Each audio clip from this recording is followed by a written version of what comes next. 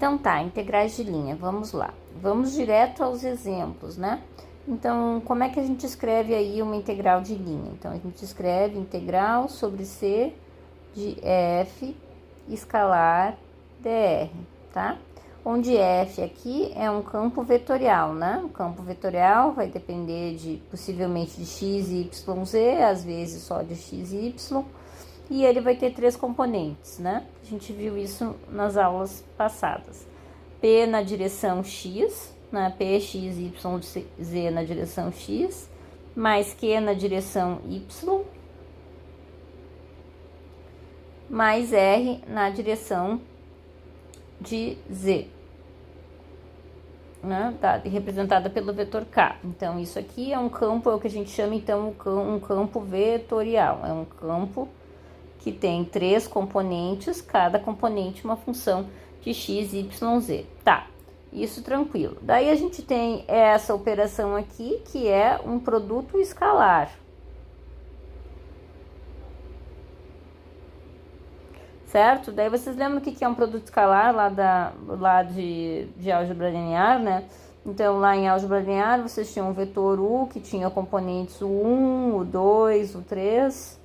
Vocês tinham um vetor V, que tinha componentes V1, V2, V3. E vocês definiram o produto escalar de U por V como a soma de U1 por V1, mais U2 por V2, mais U3 por V3. Esse aqui é exatamente o mesmo produto escalar, tá? É o mesmíssimo produto escalar. Falta entender agora quem que é esse vetor dr. Então, esse vetor dr é o seguinte. Então, a gente tem que R é R de t, que define a curva, né? É o vetor x de t na direção y, mais y de t na direção j, mais z de t na direção k, correto? Então, quem que vai ser o dr? Bom, o dr vai ser o diferencial desse vetor em cada uma dessas componentes. E a gente denota ele por dx na direção y, mais dy na direção j, mais dz na direção k. Então, juntando tudo isso, juntando a definição do que seria um produto escalar, com a definição do nosso campo vetorial, com essa definição do que seria o dr, como é que a gente vai escrever isso aqui? Isso aqui é a mesma coisa que escrever a integral sobre o caminho C de P na direção dx, mais Q na direção dy, mais R na direção dz.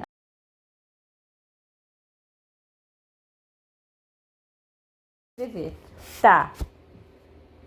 Não simplificou muito, professor. Eu não sabia escrever, eu não sabia calcular essa que tinha a simbologia do vetor com o produto escalar, e também não sei calcular essa outra, não sei nem o que a senhora está falando. Está falando três integrais? Então tá.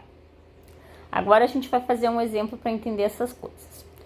Então vamos lá, vamos fazer um exemplo aqui. Eu vou fazer o número 20, que é mais complicado, porque tem x, y, z. E eu vou deixar para vocês fazerem o número 19. Então, vocês vão olhando eu fazendo 20 e vão acompanhando e fazendo o número 19, que é um pouco mais simples, tá?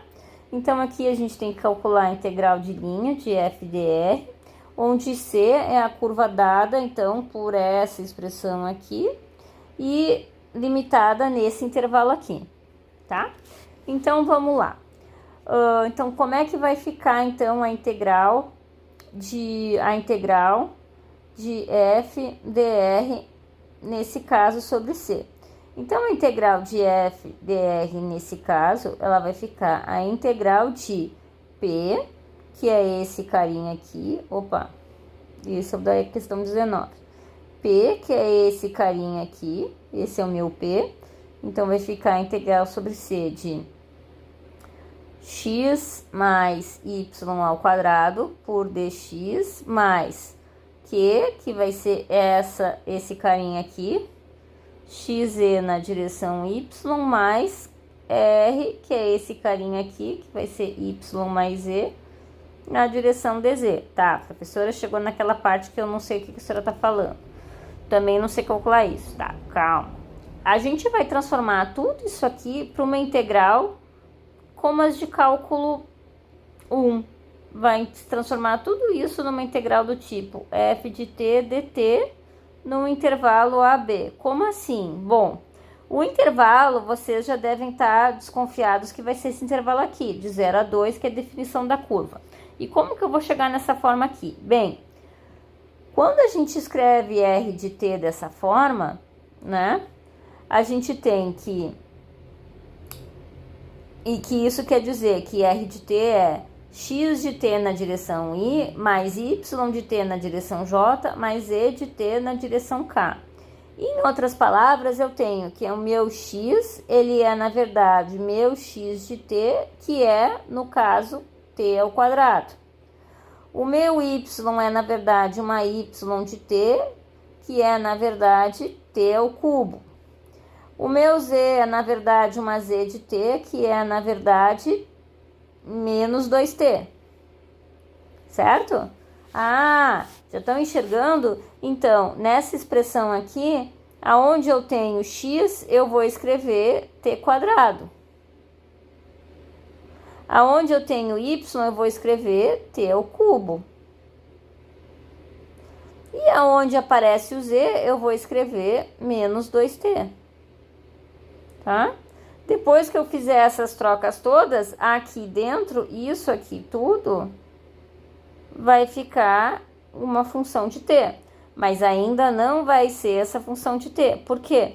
Porque eu tenho esses dx, dy e dz.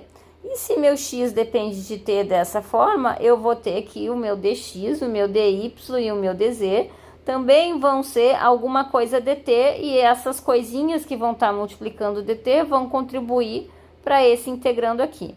Então, vamos lá. Deixa eu apagar um pouquinho aqui para poder escrever quem que são os meus, o meu dx, meu dy, o meu dz. Bom, se o meu x, aqui antes eu tinha escrito, acho que eu apaguei sem querer, o t ao quadrado, tá?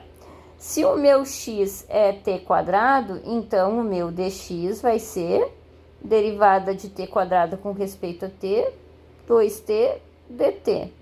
Se o meu y é t ao cubo, então o meu dy vai ser 3t2 dt. E se o meu z é menos 2t, então o dz vai ser menos 2 dt. Pronto. Agora sim, agora eu vou fazer essas trocas todas, né? Aonde eu tinha o x, eu vou escrever essas coisas aqui. Aonde eu tenho o dx, eu vou substituir por essa expressão aqui. Aonde eu tenho o dy, eu vou substituir por essa expressão aqui. Aonde eu tenho o dz, eu vou substituir por essa expressão assim. Vai ser um monte de trocas, né? E com isso a gente daí sim vai ter toda essa integral, escrita como uma função de t dt, tá? Vai dar um trabalhinho, mas a gente vai escrever. Vamos lá. Ah, e o intervalo, que nem eu falei, vai ser um intervalo de 0 a 2. Então, vai ficar assim, vai ficar a integral de 0 a 2 de...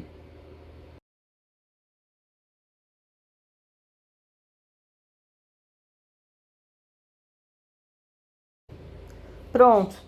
Agora, eu só tenho uma integral de t. Eu tenho ali uns dt's repetidos, né? Mas eu posso juntar tudo, então, simplificar, e eu vou ficar com uma integral exatamente dessa forma, de 0 a 2. Então, vamos tentar dar uma simplificada para continuar a conta.